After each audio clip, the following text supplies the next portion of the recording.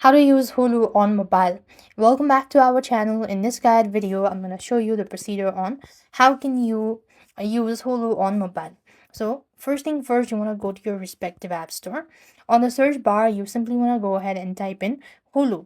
Now then, you have to install Hulu onto your device.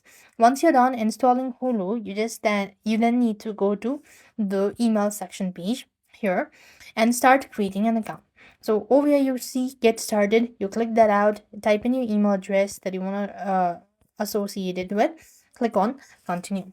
Now that you've done it, you'll be asked to provide in your personal information, your basic information, all that stuff. You want to type in all of your informations.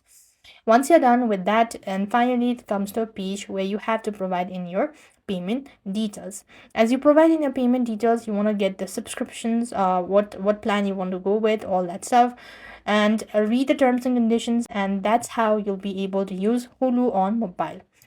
So with that being said, you can just go and explore and watch contents that's available and start watching, or you could also set a profile and kids profile as well, and this way you'll be able to use Hulu on mobile.